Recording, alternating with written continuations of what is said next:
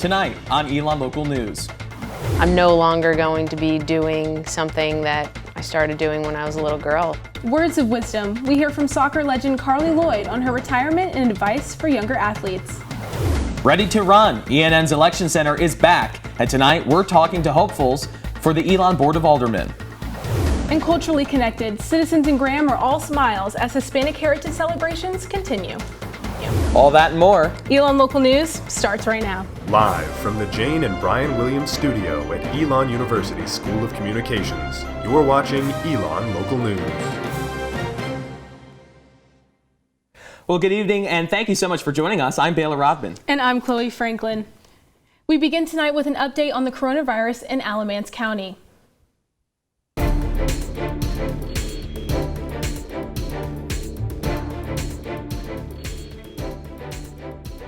Hospitals nationwide are facing staff shortages and COVID-19 cases daily, including the one closest to our campus. Our Emery was live from Alamance Regional Medical Center with more.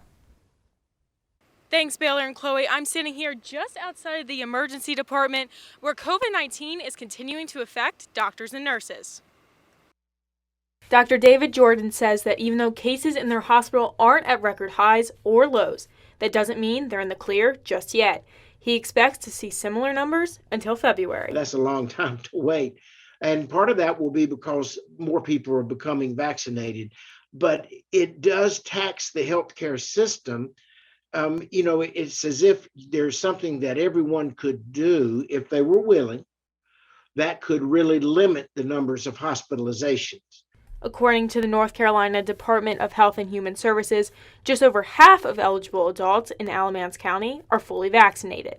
Cone Health reports that nearly 90% of those hospitalized with COVID-19 system-wide are unvaccinated. A representative for the state health department was not available for an on-camera interview, but the department says, quote, "Everyone should layer up protection to fight this more contagious Delta variant and weather the storm. Vax up, mask up, and urge others to do the same." Jordan says the symptoms he sees in unvaccinated people are much worse, and that people ages 18 to 24 in Alamance County are not getting vaccinated. We're really trying to redouble our efforts and recommendations to vaccinate younger people. And, I was young once, and I remember I didn't think I'd ever be sick. But you don't have to get sick but a few times to realize it does happen. I asked to speak to a nurse who is experiencing these issues firsthand, but they declined my request. From Alamance Regional Medical Center, Anne-Marie Bonner, Elon Local News. Anne-Marie, thank you.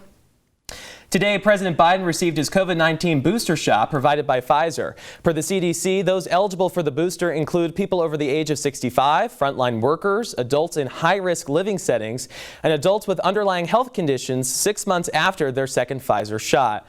The president continued to urge the unvaccinated to get the shot, saying the U.S. has the resources to beat this virus. We need to get folks vaccinated. So please do the right thing.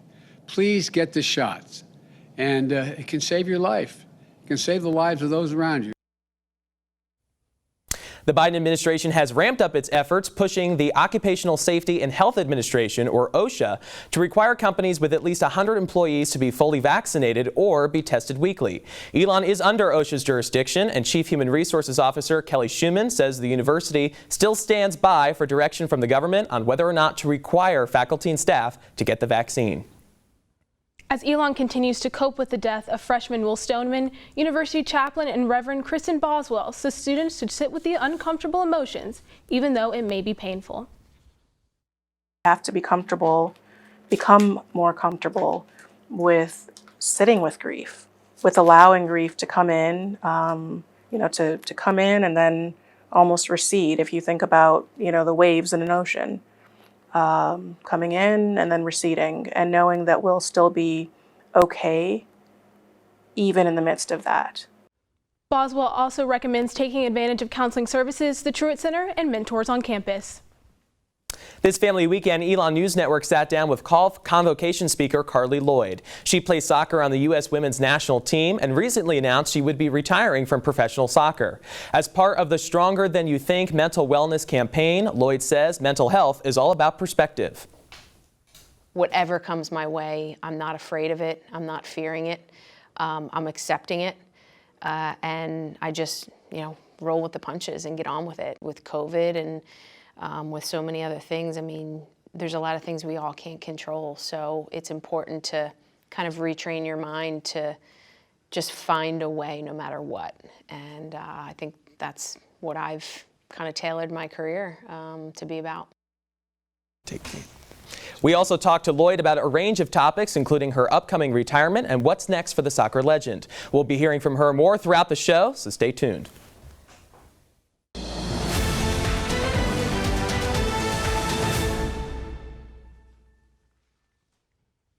Campaign signs are popping up around Elon, marking the start of election season, and both the mayor of Elon and 2 seats on the Board of Aldermen are up for election in November. Elon Mayor Jerry Trolley announced after 38 years of service he will not be seeking re-election this fall. The 2 hopefuls now running for the position are Alderwoman Emily Sharp and resident Michael Woods.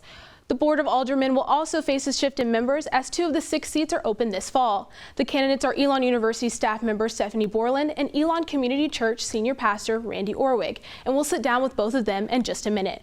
In our neighboring city of Burlington, there are 2 seats open this fall on the city council. Incumbent Harold Owens is running for re-election, as is former Alamance County Commissioner Bob Byrd, former Mayor Burlington Ronnie Wall, Assistant Quality Assurance Manager Charlie Beasley, retired Burlington Police Sergeant Wendy Jordan, and Cone Health Patient Specialist Dewana Bigelow.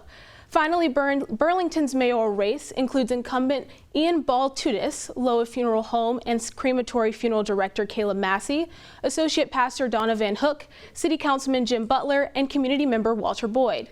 Both the Burlington mayoral and city council races will have a primary on October 5th, where half the candidates from each race will be chosen to move on to the general election in November. And with us tonight are the candidates running for the Elon Board of Aldermen, Stephanie Borland, who's the Associate Director for Corporate and Employer Relations here in the School of Communications, and Randy Orwig, who is the Senior Pastor at Elon Community Church. Thank you so much for joining us live here in studio. Thank you so much. Absolutely. So the election is on November the 2nd. You both are running for the 2 open, uncontested seats. So it's election day, but it sounds like it's going to be pretty safe to me. You've said that that it has been actually sort of rewarding to run an uncontested race because you've been able to connect with members of the community and hear about the changes that they really want to see happen. So what are those changes? I'll start with you. Well, and we get to have coffee together right across the street. Exactly. So it's a lot of fun rather than it being a tough race. It's a lot of fun. I think one of the things that people are talking about is affordability, water bills, inclusivity is one of the things that I'm really important to me, as well as safety. I mean, Elon is the 4th safest town in the state of North Carolina, and we'd love to keep it that way. So those are some of the things that I've been hearing from folks. Absolutely. Randy, what about you? Well, once again, I think the fact that we're unopposed gives us the chance then to get out and really look at different neighborhoods and different areas. I want to really focus on listening and see where people really are feeling any kind of needs that need to be there. But water is probably our biggest one, and Stephanie and I have talked about that. There's even, again, an outside chance that we could try to develop a regional water authority, which would be fantastic for the area. That might create some leadership, and I'd like to be there to help with that. Yeah, and so is that sort of unusual that water is such an important issue for towns and municipalities? Or I guess, that's something that for students who are here, they're not really thinking about the water, right? It's coming right out of the faucet, and they don't really give it a second thought. So I guess that's just interesting to, I think, from the student perspective, don't you think? Well, it's one of those things where we don't get our water from Elon, we get it from Burlington, so we're sort of at the mercy of whatever bills they want to charge us for. And there have been changes that are being made to try and reduce that amount. But, like we've said, it's one of those things where we're going to continue to work on it, hopefully together. Absolutely. and then we will be able to try and get those water bills to go down. Sure. So neither of you have held a public office here in the town of Elon. So do you think it's sort of rewarding to bring that outsider's perspective in terms of the Board of Aldermen? Well, I've been involved with the aldermen for a lot of years. As pastor of Elon Community Church, we've been involved in a lot of different issues, and it's brought us there. our space is right next to the downtown area, and there's a lot of work on green space and emphasis on that. And we have one of the main green spaces in the downtown area. Sure. So we're working with them on that. So even though I would be sitting in a chair behind the desk, I've been on the other side of the desk quite a bit. So. Sure. All right, well, we're going to pause right there. Don't go anywhere. We're going to have more from our Board of Alderman candidates right after the break. Stay close.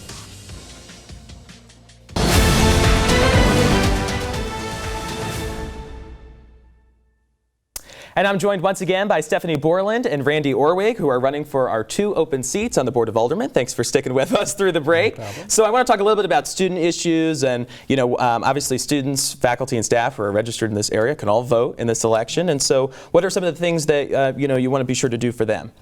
Well, I think, sometimes people talk about town and gown, and I think when I was not a part of Elon, I've been a part of Elon University for 4 years now, people don't have an understanding of how bright, and I'm not just saying this because I'm here on ENN, but how bright, hardworking the students are. But I think one thing that they could add to it is to come out and vote, because for 4 years, this is your town. Yeah. And so you have a voice in what's going on here. You might move on, but you might only be there for 2 years or so. So let's have a voice in what is actually happening here. So come out and vote. Sure. Randy? Well, that's a big thing with us running unopposed. You can vote for both of us, and that's okay. And we know that we think, well, why should I come out for an unopposed election? Well, our mayoral race is also has an opposition, so there will be a need to have a vote turnout for that. The other thing is that there's a lot of like water bills and other things that you have to deal with in a small town like this. But there are some issues that from time to time come up. And I know, sorry, I don't mean to interrupt, but I know one of those is, and I know that you've talked about this a lot as well, has been kind of revitalizing the downtown area. And so what do you both really want to do for that during your time on the board? Well, I think supporting the local businesses that are already here is the most important thing. I mean, we try, and I know that we eat lunch right downtown. Yes. We get our coffee here, so that's an important part of it. But also making sure that anything that grows is in a good strategic way of growing, because this town has remained Elon and special because of the way that it has grown along with the university. So I think that's an important part of it. Absolutely. Yeah, the vision of the town is that we want to be a unique place, and we want to help create that. But again, back to one of those issues was the non-discrimination ordinance that we were able to consider prior to our being there. And that was one of those things that really brought out student participation. The Student Council, Student Government Association have wanted it to go through, and it didn't. So my hope is we can revisit that when we come on board. Because I think we want to make sure that even though we consider Elon a safe place, we want it to be safe for everybody. And we want people to feel that sense of safety, especially our students. Absolutely. All right. Well, Randy Orwig, Stephanie, thank you so much for joining us. And after November, we'd love to have you back and talk about what's going on, and what you're able to bring to the board. Appreciate it. Much. Thanks for joining us.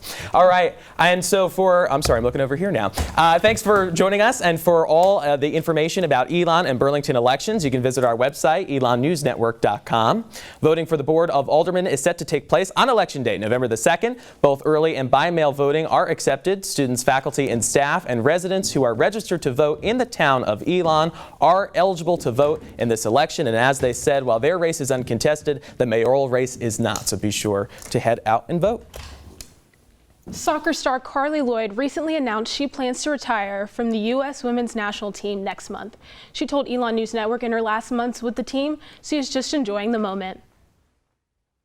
It's crazy to kind of get to this point, the tail end, where you're hanging up your boots, and I'm no longer going to be doing something that I started doing when I was a little girl. So it's a little bittersweet, but I am looking forward to kind of the next chapter. I just feel like everything's kind of come full circle, and I feel very at peace and just content with everything that I've given over the last 16 years, and just kind of soaking up these last remainder of the games that I have. Lloyd has 2 more matches to play with the U.S. team in October, and will also soon finish out her professional club career with New York, New Jersey Gotham Football Club. This Saturday, marches across the country will take place to protest recent laws regarding women's reproductive rights. The marches hope to send a message to the Supreme Court, which will reconvene on October the 4th. Sophomore Molly Reed is a member of Elon's chapter of I Am That Girl, a national nonprofit that is meant to provide a safe conversation space for women. She says she's organizing a group to attend the march in Durham this weekend, but wants to start one on campus as well. Like the marches themselves are like an act of force, and it kind of just shows how big the population is and how many women are being affected by these stereotypes. The Women's March in Durham is set for this Saturday at CCB Plaza at 1 p.m. This Wednesday, Elon Dining and the Student Union Board are hosting their annual Food Truck Frenzy event in the Corey Gym parking lot from 11 a.m. to 2 p.m. 10 local food trucks will be available for students to choose from, and there will be live music as well. All events accept meal dollars, food dollars, and Phoenix cash, as well as cash and credit. Tickets can also be purchased ahead of time today and tomorrow at any dining hall. Coming up, an Elon student's joy seeing herself represented.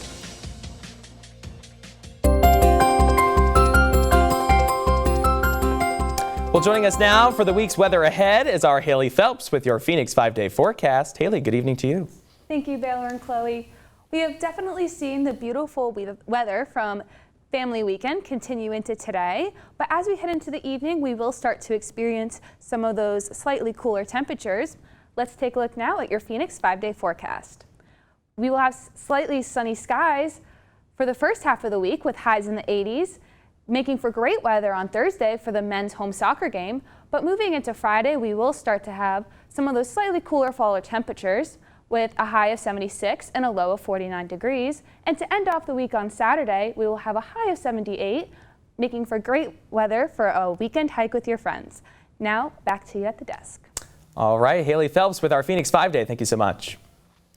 The Gender and LGBTQIA Center on campus continues to hold events for Elon's queer community. In celebration of bisexual visibility, students were invited to the Bi Scream social. First-year student Belle Stevens says she is grateful the GLC is holding events for queer students. As a bi person, something like this someday that we have for visibility, because in the LGBTQ plus community, even bi people are kind of misrepresented and misunderstood. So events like these are so crucial to spreading awareness. To access the GLC and its resources, go to elon.edu/u/GLC/: or visit their office in Mosley 211. And this week is Supporting Survivors Week. The GLC and other campus organizations will be hosting events to support survivors of sexual and relationship violence. Tonight at 7 p.m. in Arazu, there will be an open mic night for survivors to perform songs or poems within the theme of gender-based violence. Tomorrow, students can attend Consensual Cupcakes to learn about consent. And Thursday, the annual Take Back the Night will let students share their personal stories with other survivors, as well as late-night Sex EU trivia. As soccer star Carly Lloyd prepares to hang up her cleats and retire next month, she told Elon News Network she's excited for the next stage of her life and career. Soccer's been my #1 passion, my first love, and I've been doing it for 34 years, and so now I'm at this point where I'm not going to be doing it anymore. It's been so fun for my friends and family over the years. They're tailgating at my games. They're getting together and they're having all these celebrations. And I've always been the one playing and I haven't been the one being able to partake in that. So I think it's going to be great to now transition into this next phase. We'll have final thoughts from Lloyd after the break. And I'll be covering some Elon football action coming up after the break as well.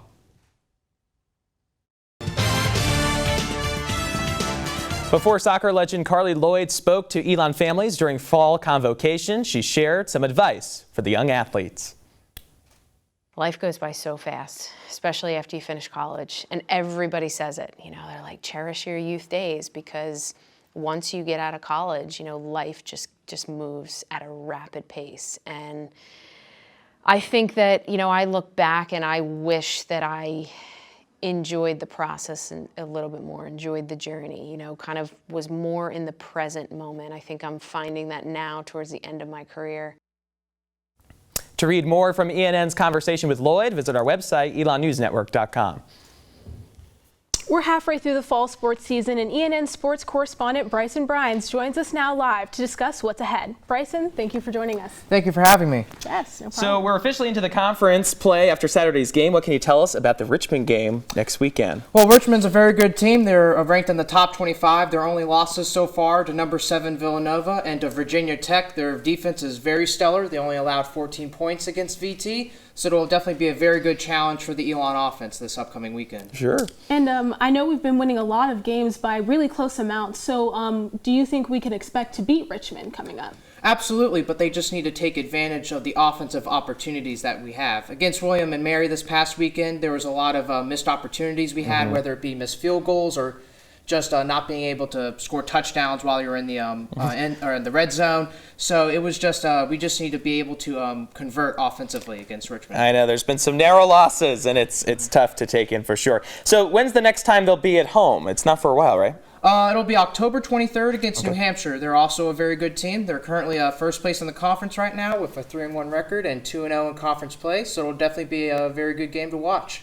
Sure. Definitely. And I mean, I know for the school, JMU is a huge game to go out and see. So when will that game be this year? That'll be Halloween weekend. JMU is a very good school. They're a perennial power here in the CAA. They won the conference championship last year, and they're the favorites to do it again this season.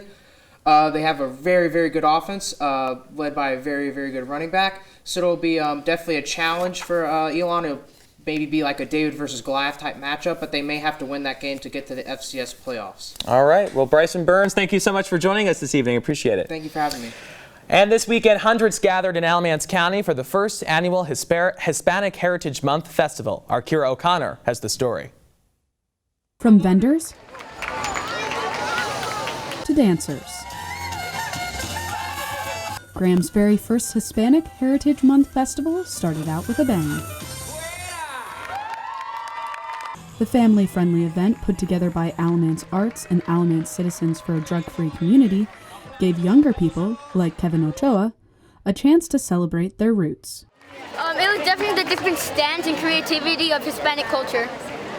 Elon alumna Maria Gomez has lived in Alamance County for over 30 years, and she says the festival showcased the joy the community brings to the county. And we just want to showcase our people, to show the diversity, to show that they are not just people that work, they have a culture, and we want to express our culture to everybody in Alamance County. House Representative Ricky Hurtado was one of many at the festival. He says he loves celebrating the contributions of the local Hispanic Latinx community. We should be celebrating Hispanic heritage all year long, and so there's certainly no shortage of opportunities to make sure that we are understanding the contributions and culture and history of this really diverse community. Kira O'Connor, Elon Local News.